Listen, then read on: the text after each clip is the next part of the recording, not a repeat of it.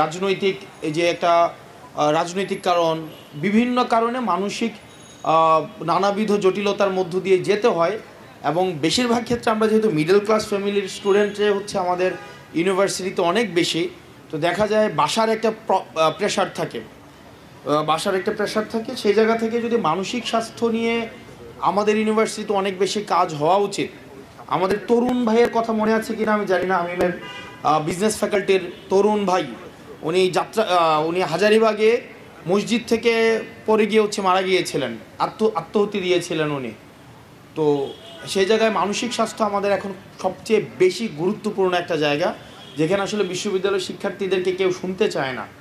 তাদেরকে মনে করা হয় তারা খুব রেসপন্সিবল মানুষ, তারা বাংলাদেশের সবচেয়ে রেসপন্সিবিলিটি নিয়ে তারা আচরণ করবে এবং তাদেরই সব দায়িত্ব।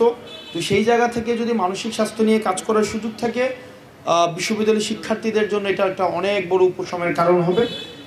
হামিম বা আমরা একই প্রজন্মের, আমাদের এই ইতিবাচক কাজগুলো অব্যাহত থাকুক এবং একই সাথে সাথে আপনাদের সমালোচনা, আপনাদের অ্যাপ্রিসিয়েশন, আপনাদের দুইটাই অব্যাহত থাকুক, যাতে করে আমরা এখন থেকেই এই জবাবদিহিতার সংস্কৃতিতে বড় হই।